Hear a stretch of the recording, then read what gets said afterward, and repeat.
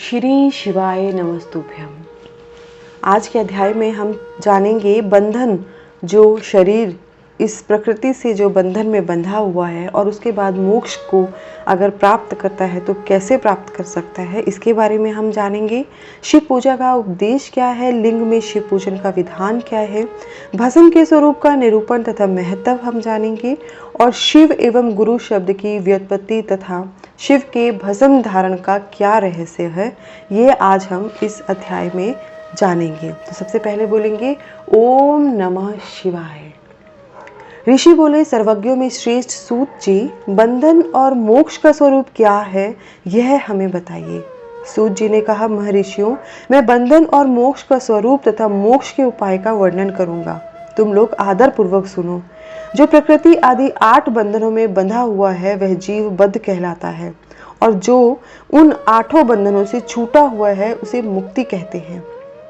प्रकृति आदि को वश में कर लेना मोक्ष कहलाता है। बंधन आगंतुक है और मोक्ष स्वतः सिद्ध है। बद्ध जीव जब बंधन से मुक्त हो जाता है तब उसे मुक्त जीव कहते हैं। प्रकृति, बुद्धि, त्रिगुणात्मक अहंकार और 5 तन्मात्राएं, इन्हें ज्ञानी पुरुष प्राकृत्याद्यष्टक मानते हैं। प्रकृति आदि 8 तत्वों के समूह से देह की उत्पत्ति हुई है। देह से कर्म उत्पन्न होता है और फिर कर्म से नूतन देह की उत्पत्ति होती है, यानी नया शरीर जन्म लेता है। इस प्रकार बारंबार जन्म और कर्म होते रहते हैं। शरीर को स्थूल, सूक्ष्म और कारण के भेद से 3 प्रकार का जानना चाहिए। स्थूल शरीर व्यापार कराने वाला, सूक्ष्म शरीर इंद्रिय भोग प्रदान कराने वाला, कारण शरीर आत्मानंद की अनुभूति कराने वाला कहा गया है। जीव को उसके प्रारब्ध कर्मानुसार सुख दुख प्राप्त होते हैं। वह अपने पुण्य कर्मों के फलस्वरूप सुख और पाप कर्मों के फलस्वरूप दुख का उपभोग करता है। अतः कर्म पाश से बंधा हुआ जीव अपने त्रिविध शरीर से होने वाले शुभाशुभ कर्मों द्वारा सदा चक्र की भांति बारंबार घुमाया जाता है। इस चक्रवत भ्रमण की निवृत्ति के लिए चक्रकर्ता का स्तवन एवं आराधन करना चाहिए। प्रकृति आदि जो 8 पाश बतलाए गए हैं उनका समुदाय ही महाचक्र है, और जो प्रकृति से परे है वह परमात्मा शिव है। भगवान महेश्वर ही प्रकृति आदि महाचक्र के कर्ता हैं, क्योंकि वे प्रकृति से परे हैं। जैसे बकायर नामक वृक्ष का थाला जल को पीता है और उगलता है, उसी प्रकार शिव प्रकृति आदि को अपने वश में करके उस पर शासन करते हैं। उन्होंने सबको वश में कर लिया है, इसलिए वे शिव कहे गए हैं। शिव ही सर्वज्ञ, परिपूर्ण तथा निष्प्रिय हैं। सर्वज्ञता, तृप्ति, अनादि बोध, स्वतंत्रता, नित्य अलुप्त शक्ति से संयुक्त होना और अपने भीतर अनंत शक्तियों को धारण करना, महेश्वर के इन 6 प्रकार के मानसिक ऐश्वर्यों को केवल वेद जानता है। अतः भगवान शिव के अनुग्रह से ही प्रकृति आदि 8 तत्वों वश में होते हैं। भगवान शिव का कृपा प्रसाद प्राप्त करने के लिए उन्हीं का पूजन करना चाहिए। यदि कहें शिव तो परिपूर्ण है, निष्प्रिय हैं, उनकी पूजा कैसे हो सकती है, तो इसका उत्तर यह है कि भगवान शिव के उद्देश्य से उनकी प्रसन्नता के लिए किया हुआ सत्कार्य उनके कृपा प्रसाद को प्राप्त कराने वाला होता है। शिवलिंग में, शिव की प्रतिमा में और शिव भक्त जनों में शिव की भावना करके उनकी प्रसन्नता के लिए पूजा करनी चाहिए। वह शिव पूजन शरीर से, मन से, वाणी से और धन से भी किया जा सकता है।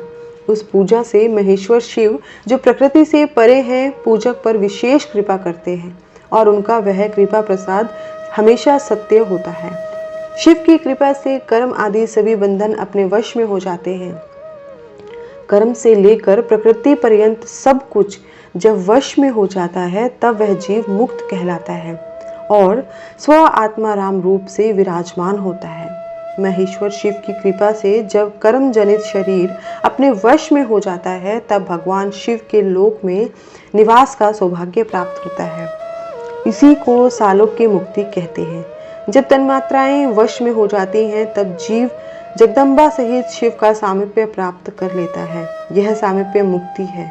उसके आयुध आदि और क्रिया आदि सब कुछ भगवान शिव के समान हो जाते हैं। भगवान का महाप्रसाद प्राप्त होने पर बुद्धि भी वश में हो जाती है। बुद्धि प्रकृति का कार्य है, उसका वश में होना सार्ष्टी मुक्ति कहा गया है।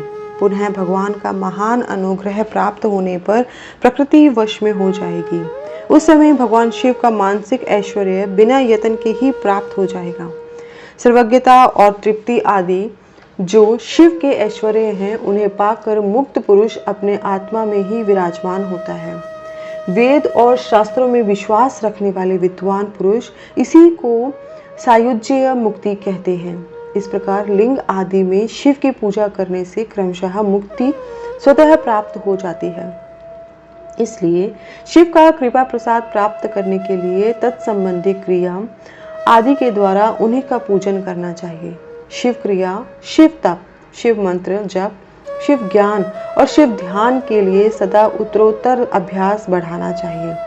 प्रतिदिन प्रातः काल से रात को सोते समय तक और जन्म काल से लेकर मृत्यु पर्यंत सारा समय भगवान शिव के चिंतन में ही बिताना चाहिए। सद्योजातादि मंत्र तथा नाना प्रकार के पुष्पों से जो शिव की पूजा करता है वह शिव को ही प्राप्त होता है। ऋषि बोले, उत्तम व्रत का पालन करने वाले सूत जी, लिंग आदि में शिव जी का पूजा का क्या विधान है, यह हमें बताइए। सूत जी ने कहा, द्विजों, मैं लिंगों के क्रम का यथावत वर्णन कर रहा हूँ, तुम सब लोग सुनो।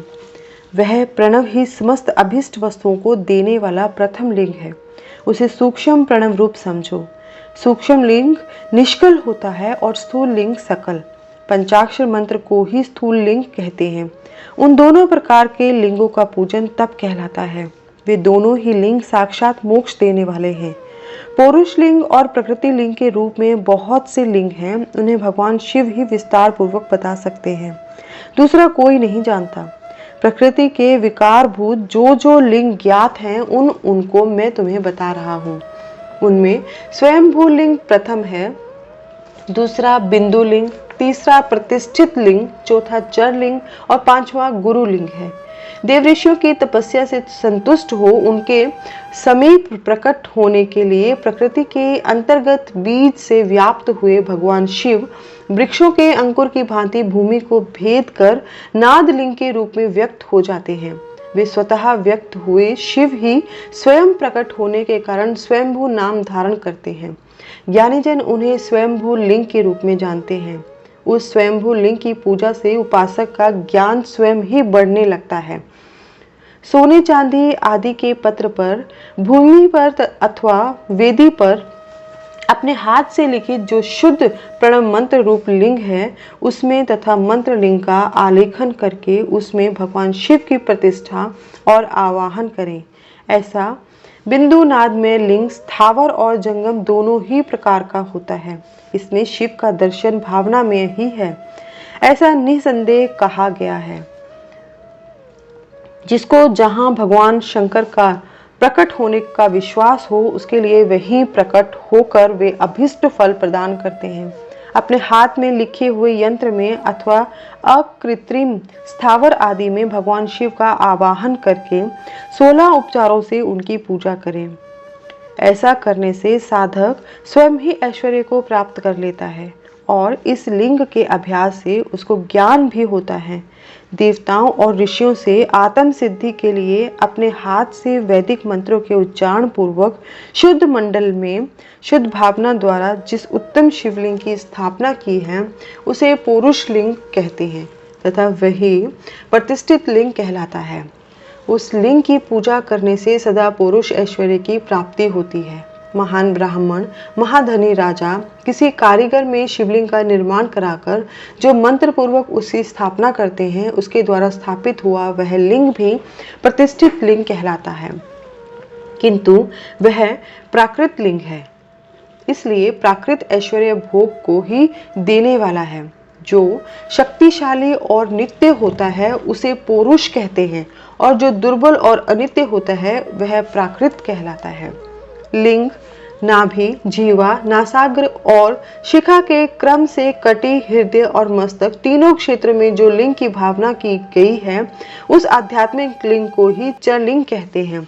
पर्वत को पौरुष लिंग बताया गया है और भूतल को विद्वान पुरुष प्राकृत लिंग मानते हैं। वृक्ष आदि को पौरुष लिंग जानना चाहिए और गुल्म आदि को प्राकृत लिंग। साठी नामक धान्य को प्राकृत लिंग समझना चाहिए और शाली, अगहनी एवं गेहूं को पौरुष लिंग। अणिमा आदि 8 सिद्धियों को देने वाला जो ऐश्वर्य है उसे पौरुष ऐश्वर्य जानना चाहिए। सुंदर स्त्री तथा धन आदि विषयों को आस्तिक पुरुष प्राकृत ऐश्वर्य कहते हैं। 4 लिंगों में सबसे प्रथम रसलिंग का वर्णन किया जाता है। रसलिंग ब्राह्मणों को उनकी सारी अभिष्ट वस्तुओं को देने वाला है। शुभ कारक वाणलिंग क्षत्रियों को महान राज्य की प्राप्ति कराने वाला है। सुवर्णलिंग वैश्यों को महाधनपति का पद प्रदान करने वाला है और सुंदर शिवलिंग शूद्रों को महाशुद्धि देने वाला है।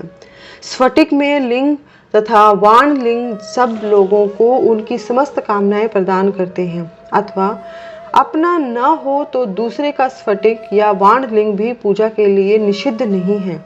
स्त्रियों विशेषतः सधवाओं के लिए पार्थिव लिंग की पूजा का विधान है। प्रवृत्ति मार्ग में स्थित विधवाओं के लिए स्फटिक लिंग की पूजा बताई गई है, परंतु विरक्त विधवाओं के लिए रसलिंग की पूजा को ही श्रेष्ठ कहा गया है। उत्तम व्रत का पालन करने वाले महर्षियों बचपन में, जवानी में और बुढ़ापे में भी शुद्ध स्फटिक में शिवलिंग का पूजन स्त्रियों को समस्त भोग प्रदान करने वाला है। गृहासक्त स्त्रियों के लिए पीठ पूजा भूतल पर संपूर्ण अभिष्ट को देने वाली है। प्रवृत्ति मार्ग में चलने वाला पुरुष सुपात्र गुरु के सहयोग से ही समस्त पूजा कर्म संपन्न करे। इष्ट देव का अभिषेक करने के पश्चात अगहनी के चावल से बने हुए खीर आदि पकवानों द्वारा नैवेद्य अर्पण करें। पूजा के अंत में शिवलिंग को संपुट में पधराकर घर के भीतर पृथक रख दें। जो निवृत्ति मार्गी पुरुष हैं उनके लिए हाथ पर ही शिवलिंग की पूजा का विधान है। उन्हें भिक्षा आदि से प्राप्त हुए अपने भोजन को ही नैवेद्य रूप में निवेदित करना चाहिए।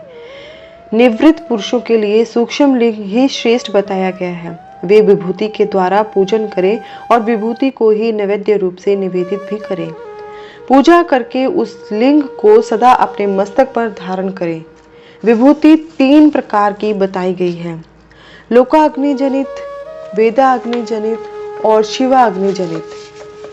लोकाग्नि जनित या लौकिक भस्म को द्रव्यों की शुद्धि के लिए लाकर रखें।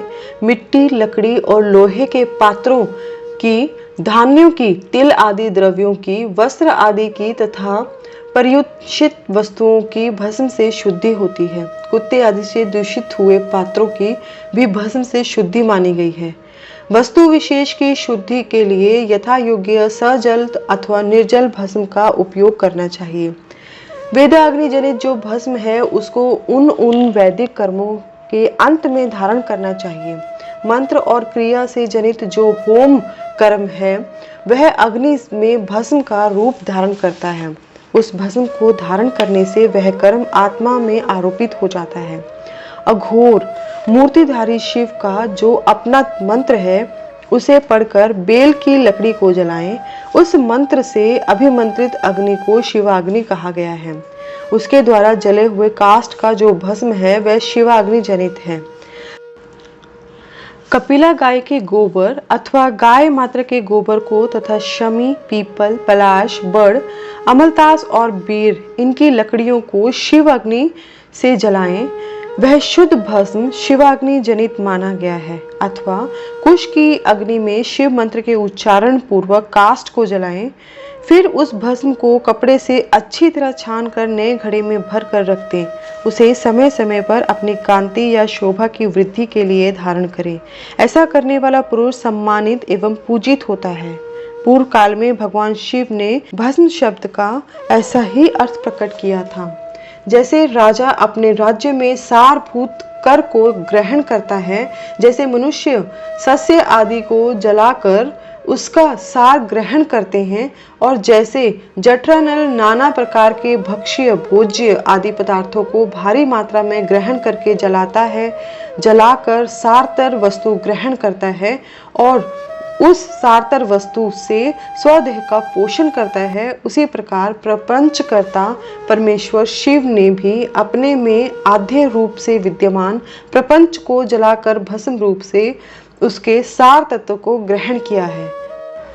प्रपंच को दग्ध करके शिव ने उसके भस्म को अपने शरीर में लगाया है। राख विभूत पोतने के बहाने जगत के सार को ही ग्रहण किया है। अपने शरीर में अपने लिए रतन स्वरूप भस्म को इस प्रकार स्थापित किया है। आकार के सार तत्व से केश, वायु के सार तत्व से मुख, अग्नि के सार तत्व से हृदय, जल के सार तत्व से कटिभाग और पृथ्वी के सार तत्व से घुटने को धारण किया है। इसी तरह उनके सारे अंग विभिन्न वस्तुओं के सार रूप हैं। महेश्वर ने अपने ललाट में तिलक रूप में जो त्रिपुंड धारण किया है वह ब्रह्मा, विष्णु और रुद्र का सार तत्व है। वे इन सब वस्तुओं को जगत के अभ्युदय का हेतु मानते हैं। इन भगवान शिव ने ही प्रपंच के सार सर्वस्व को अपने वश में किया, अतः इन्हें अपने वश में करने वाला दूसरा कोई नहीं है। जैसे समस्त मृगों का हिंसक मृग सिंह कहलाता है और उसकी हिंसा करने वाला दूसरा कोई मृग नहीं है, अतएव उसे सिंह कहा गया है। शकार का अर्थ है नित्य सुख एवं आनंद, इकार का अर्थ है पुरुष और वकार का अर्थ है अमृत स्वरूपा शक्ति। इन सब का सम्मिलित रूप ही शिव कहलाता है। अतः इस रूप में भगवान शिव को अपना आत्मा मानकर उनकी पूजा करनी चाहिए। अतः पहले अपने अंगों में भस्म मले, फिर ललाट में उत्तम त्रिपुंड धारण करें। पूजा काल में सजल भस्म का उपयोग होता है और द्रव्य शुद्धि के लिए निर्जल भस्म का। गुणातीत परम शिव राजस आदि सविकार गुणों का अवरोध करते हैं, दूर हटाते हैं, इसलिए वे सबके गुरु रूप का आश्रय लेकर स्थित हैं। गुरु विश्वासी शिष्यों के तीनों गुणों को पहले दूर करके फिर उन्हें शिव तत्व का बोध कराते हैं, इसलिए गुरु कहलाते हैं। गुरु की पूजा परमात्मा शिव की ही पूजा है। गुरु के उपयोग से बचा हुआ सारा पदार्थ आत्म शुद्धि करने वाला होता है। गुरु की आज्ञा के बिना उपयोग में लाया हुआ सब कुछ वैसा ही है जैसे चोर चोरी करके लाई हुई वस्तु का उपयोग करता है। गुरु से भी विशेष ज्ञानवान पुरुष मिल जाए तो उसे भी यत्न पूर्वक गुरु बना लेना चाहिए। अज्ञान रूपी बंधन से छूटना ही जीव मात्र के लिए साध्य पुरुषार्थ है। अतः जो विशेष ज्ञानवान है वही जीव को उस बंधन से छुड़ा सकता है। जन्म और मरण रूप द्वंद्व को भगवान शिव की माया ने ही अर्पित किया है। जो इन दोनों को शिव की माया को ही अर्पित कर देता है वह फिर शरीर के बंधन में नहीं पड़ता। जब तक शरीर रहता है तब तक जो क्रिया के ही अधीन है वह जीव बद्ध कहलाता है। स्थूल, सूक्ष्म और कारण तीनों शरीरों को वश में कर लेने पर जीव का मोक्ष हो जाता है, ऐसा ज्ञानी पुरुषों का कथन है। माया चक्र के निर्माता भगवान शिव ही परम कारण है। वे अपनी माया के दिए हुए द्वंद्व का स्वयं ही परिमार्जन करते हैं। अतः शिव के द्वारा कल्पित हुआ द्वंद्व उन्हीं को समर्पित कर देना चाहिए। जो शिव की पूजा में तत्पर हो वह मौन रहे, सत्य आदि गुणों से संयुक्त हो तथा क्रिया, जप, तप, ज्ञान और ध्यान में से एक एक का अनुष्ठान करता रहे। ऐश्वर्य, दिव्य शरीर की प्राप्ति, ज्ञान का उदय, अज्ञान का निवारण और भगवान शिव का सामीप्य का लाभ, ये क्रमशः क्रिया आदि के फल हैं। निष्काम कर्म करने से अज्ञान का निवारण हो जाने के कारण शिव भक्त पुरुष उनके यथोक्त फल को पाता है। शिव भक्त पुरुष देश, काल, शरीर और धन के अनुसार यथा योग्य क्रिया आदि का अनुष्ठान करे। न्यायोपार्जित उत्तम धन से निर्वाह करते हुए विद्वान पुरुष शिव के स्थान में निवास करे। जीव हिंसा आदि से रहित और अत्यंत क्लेश शून्य जीवन बिताते हुए पंचाक्षर मंत्र के जप से अभिमंत्रित अन्न और जल को सुख स्वरूप माना गया है। अथवा कहते हैं कि दरिद्र पुरुष के लिए भिक्षा से प्राप्त हुआ अन्न ज्ञान देने वाला होता है। शिव भक्त को भिक्षान प्राप्त हो तो वह भी शिव भक्ति को बढ़ाता है। शिव योगी पुरुष भिक्षान को शंभु सत्र कहते हैं। जिस किसी भी उपाय से जहाँ कहीं भी भूतल पर शुद्ध अन्न का भोजन करते हुए सदा मौन भाव से रहें और अपने साधन का रहस्य किसी पर प्रकट न करें, भक्तों के समक्ष ही शिव के महात्म्य को प्रकाशित करें। शिव के मंत्र के रहस्य को भगवान शिव ही जानते हैं, दूसरा नहीं। इसी के साथ विश्वेश्वर संहिता का 18वां अध्याय समाप्त होता है। बोलिए नमः शिवाय। आगे के अध्याय में हम जानेंगे कि पार्थिव लिंग के निर्माण की रीति क्या है, वेद मंत्रों द्वारा उसके पूजन का विस्तृत एवं संक्षिप्त विधि का वर्णन किया गया है। ओम नमः शिवाय।